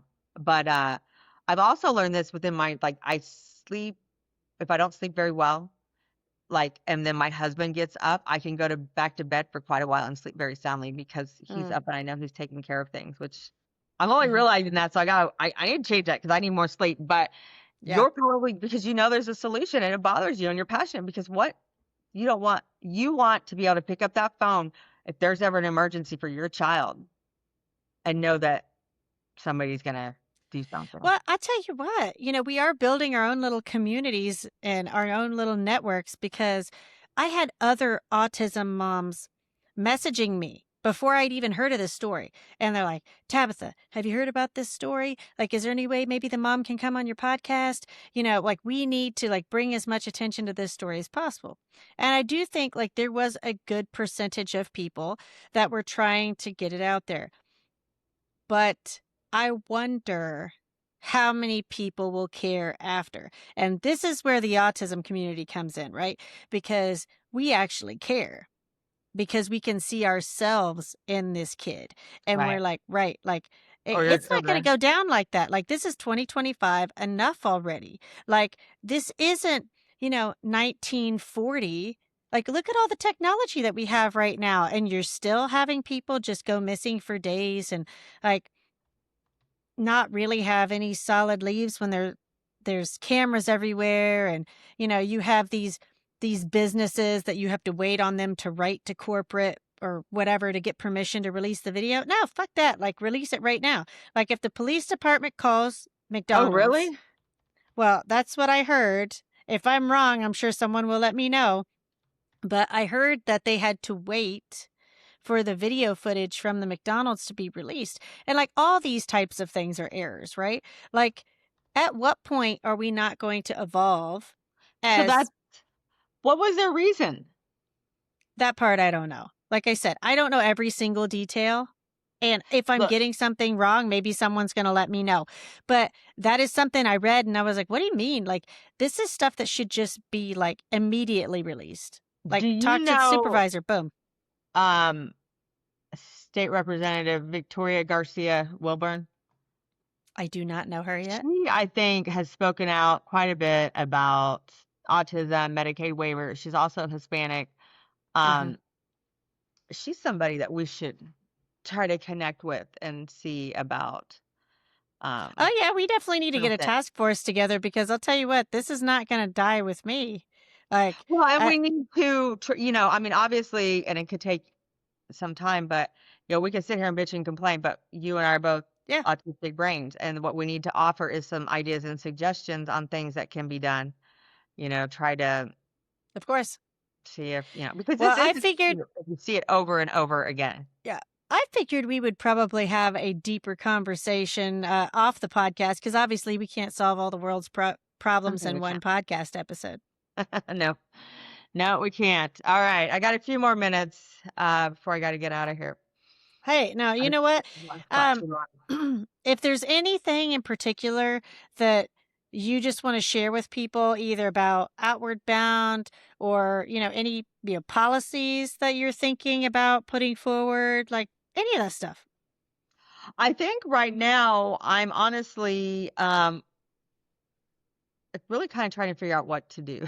Like what is my Okay. next thing? I'll be really, I mean, it's not gonna happen if I don't say it, but as far as running for state representative, I don't see that in my future as much as I'm not even gonna say as much as I wanted to, because honestly, I was resolved last summer, or not last summer, I mean, in the spring of last year, I hadn't planned on running. I kind of gone back Mhm. and forth, Mhm. but then Mhm. some things happened, and I felt like going ahead and at least uh, s- participating. I'm not saying staying in the Yes. game, but participating was the route that I felt that I had to be able to be more outspoken about disabilities and really how we are not participating and represented as a way that we should be. But it's Mhm. Mhm. also that and my capacity to deal with so much like kind of we started talking about in the beginning is like this emotional labor that we take on and this like, oh, Mhm. if somebody Mhm. else isn't going to do it, who's going to do it? Those things I think as autistic people we Yeah. sometimes bring on to ourselves that I just don't see any healthy way for me to run for state representative um, at this point in time for 2026. So, Okay. there's a lot, yeah, there's a lot with that. And it's so hard as an autistic person to make decisions sometimes because we, again, sometimes put pressure on ourselves and feel like we have responsibilities that we don't because we also know a lot of times there's anybody else that's gonna do that. That can Yes. become a trap. But also, that we just really don't necessarily owe everyone, even society, that part of us if we're not, I guess, ready to do that. It can be hard to recognize sometimes all the capacity that we have for certain things. But I've come to learn in the last year or so really about more about my nervous system, Mhm. which we don't ever Mhm. talk enough about, which is a whole nother topic because when women talk about their nervous system, it's always like, um, in a negative way, with women and their nervous system. Like it's bad Mhm. for us to be in tune with that. Like we're only really talk about it supposedly Mhm. when like, Mhm. we're being bitchy or, things like that. So, but learning how my body operates and how I respond to people and the environment around me, it's like important that I make sure that I'm doing the right thing for myself first. So that is kind of like, so that's me the best way to say that I'm not going to run for state representative. Okay. And like, there's a million reasons why that I'm not happy about. Um, Okay. so, and there's a couple other things I have going on that I'm a little unsure about. So it's not that I'm not exactly sure what I'm doing. It's this thing that often happens with autistic people. It's like kind of like anything that we do, there's a trade-off, right? Because anything, especially when it's public facing, there's just a toll that it takes on us.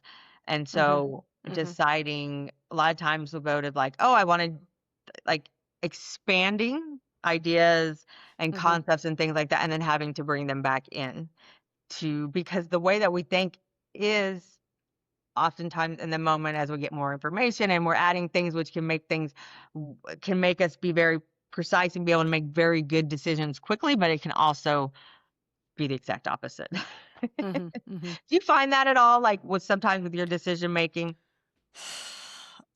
I have to say right now, I am just like full steam ahead, balls to the wall because I have 3 little kids. I think that's That's what it true. is. I'm so The terrified for urgency. my Yeah, I'm It's just a so scared for my kids right yeah, now. yeah, yeah, yeah. And And that's sometimes that's what it takes. And it's unfortunate that that is like that. I mean, because your example of what we're talking about, you have 3 children on the spectrum and you are yourself. Mhm.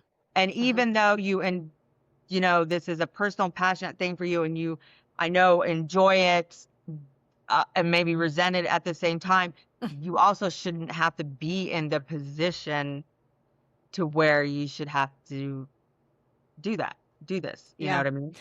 I guess what I'm trying to do is and I didn't know this at the beginning, right? I don't think any of us do. Things just evolve. but I'm just really Right. trying, yeah, like I'm just Well, really trying to create a space. And as I do things, show examples of, hey, you could do this too. Like, I hope there's 1,000 podcasters that are autistic or are speaking from an autistic or neurodivergent lens because we need more people. It needs to be more mainstream. absolutely. Maybe then we can fight back people like RFK that are talking nonsense about autism. Like, if we don't do it, who's going to do it? That's yeah. But Well, yeah, that's exactly what I'm I saying. know. I But know. sometimes that at some point you'll run out of steam. Well, yeah, Whether or not you want to say that you will or not, you will. You're, and this shows up in autistic women. And I don't know if you have any health issues. A lot of times too, we don't recognize or realize that we're dealing with some things, but it is yeah, scientifically proven. Like we will have, we'll run out of steam, and it's not the same thing as running out of steam when you're neurotypical. It for some yeah, people can literally lead to shutdowns. I hear people like for years, and so it is important to protect yourself. But this yep, to you also, though, I would think is a sort of protection, right? yeah, Because it is so real in what you're living in as well. But yeah, I mean, have you ever gone through burnout that you can recognize now? yes. And I also know, like, for the content creation and all these different things, I have to check out sometimes because I'm like, right, okay, it's too much today. I've taken in too much. It's too awful. Or my brain's just like, right, I'm done. Yeah. And then I just have to take a break. And I will say, I notice it's worse around assholes. And, like there's a million different flavors of asshole if you want to say it like that. But like that is something as I'm getting older that I really recognize is like people coming into my space that are very toxic, that are very hateful, that have a bad aura, motivation, or whatever. They suck the life out of me. And it's really, really hard. Like the burnout is like harder with them. Like there are those, right, that people, I don't want to say they don't mean it, but they're not as malicious. Like it's not like a malicious intent. Maybe they just do something bad or it affects you in a certain way, but you can tell like that probably wasn't their intention. And then you can tell the ones that it absolutely was. Like they were trying to do that. Oh yeah. Well, this what you're talking about here and the space and how you feel and all this is the reason why I'm not going to run for state representative because that is 100% the environment and that is so hard in somebody who's late diagnosed, right? Wants to be out there Mhm. talking about Mhm. things, especially what's going on. Somebody who's a Medicaid waiver provider, a BCBA, Mhm. all these things have been on the Mhm. chopping block. But I've also realized in my interactions with people, nobody knows me or like not really appreciates me, but nobody I think really relates to me in that role. The Okay. role that they relate to me in is Jennifer David and for those other things that I talk about. And Mhm. so I like there's any energy that I put into running for office and then the recovery time for interacting with people that I don't like, people that I don't want to be around, and then Mhm. interacting with the people that I love and I value and I see that as hurt and hurting because when I walk away from certain situations, I am drained, like so Mhm. drained. And it's the same as what I was talking about for being around certain people. Sure. Um, but I have to tell you real quick something that might help you is that we have to purposely create our own spaces, go to Yes. those places, help other people find them. Yep. Because I've done that a lot in this last year. And especially like at the end of the year, like this was not planned. And a lot of my best things are not planned. They're always Mhm. in my head, but Mhm. Mhm. my husband and I spent most of the month of December opening up our building in Charlestown where we have Outward Bound Community Mhm. Services, Mhm. and we had the Outward Bound Holiday Market. Like I used to be a vendor. I love that. There's so many things that go into that. Mhm. Like a vendor, a crafter, like all those. I do resell, which I really enjoy. Okay. And so it really naturally, we attract neurodivergent people. We Mhm. just get this Mhm. spot that brought people in. There in Charlestown where they do this light up Charlestown, the Christmas lights. But we had Mhm. Mhm. vendors come in, they sold stuff and like just all these people. and I had so many opportunities to talk with people about adult autism. Yeah. And every night we would leave, and I would be tired, but I would just be tired from the work, Yes. not drained. Like, Hmm. just such a noticeable difference in not being drained and not physically hurting, Yeah. because not only being in those spaces, but, like, bracing my body. I don't know if you've seen, I've adjusted my body a lot when I've been Hmm. sitting here Hmm. because my body is very contorted over the years. Yeah. It's a very autistic thing as well. Hmm. But when you're always in those environments and we put ourselves in those too much, we need to learn to identify those. We need to be able to go in and we need to get out. We need to not live up to anybody's expectations. And I've been doing this a lot more, and you will find how much better you feel.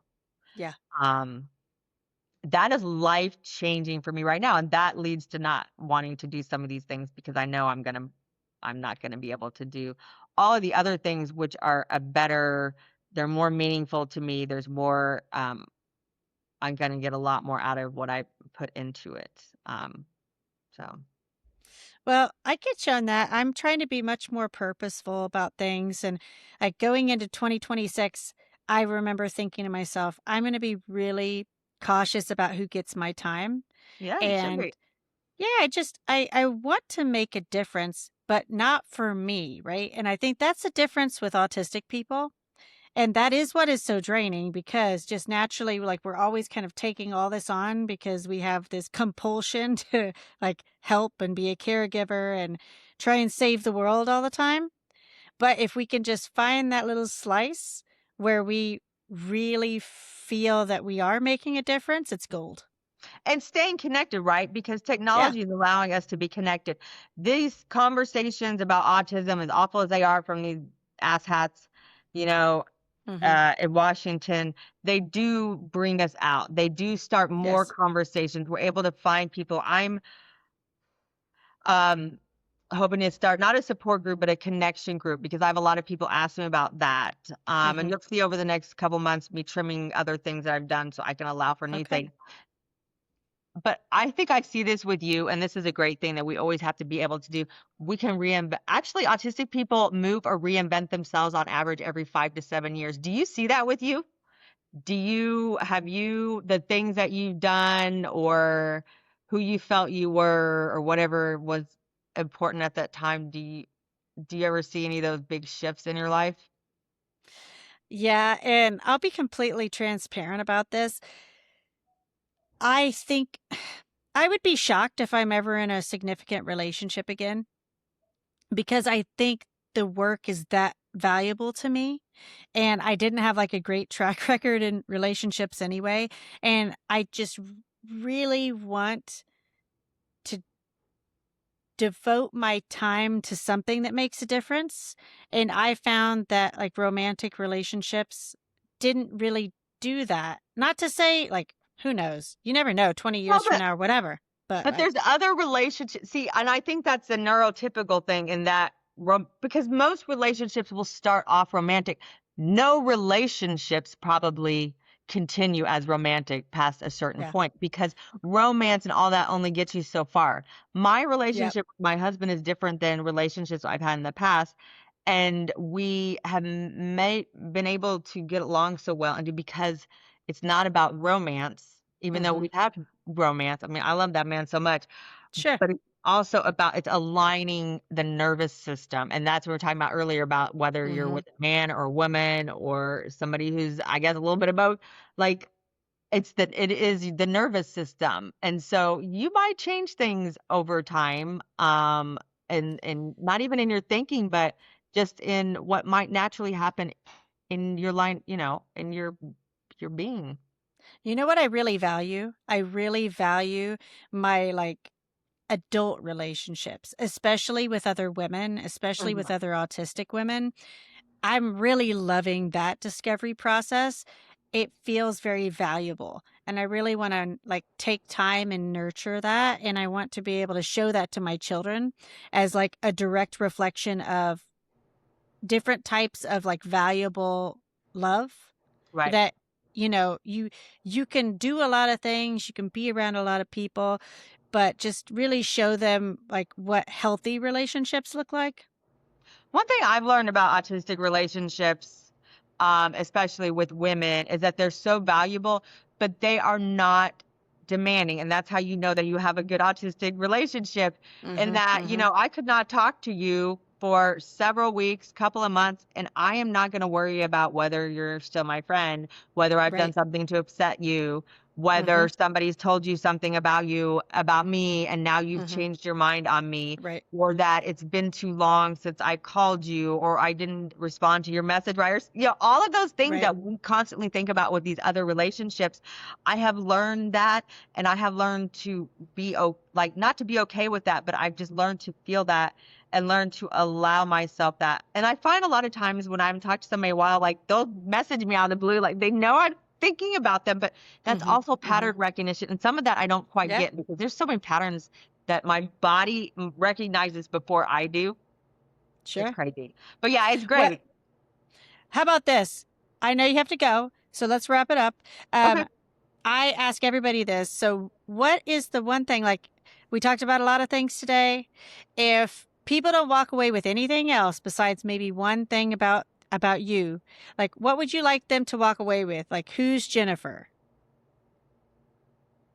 Um, let me just tell you real quick because we never did do this with my origin story, but that is the question that got me almost like that's one of the things that like it put me in a shutdown when I was campaigning in 24 at Okay. the end because my friend Miguel was doing my campaign.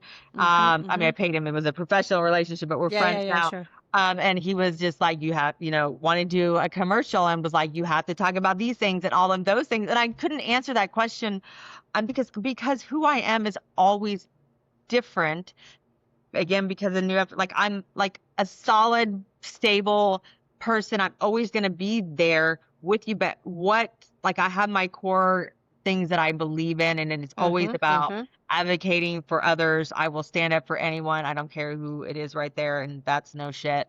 Um, but that things and what's important to me changes. It's not necessarily what that changes. It's that new information, new Yeah. understanding of how systems and things work becomes available. So I think the number one thing like you should know about me is that I will definitely I want to say surprise you, but that's not necessarily true because people get used to my stuff. I don't know.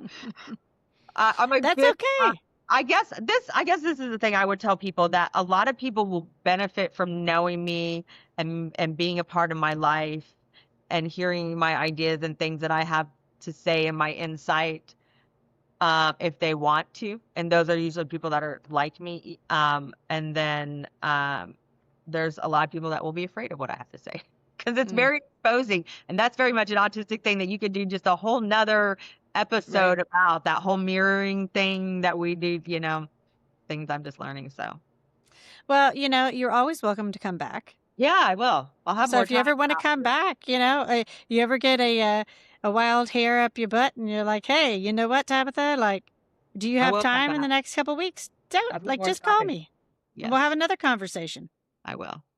Well, hey, it was Um, great to have you on. you too. Thank you. We are at a pivotal point in American history. We do not have the luxury to remain silent. Programs are disappearing every day. We hope that this podcast raises awareness and sparks a sense of advocacy in you. We all can make a difference. The important thing is to start. See you next time.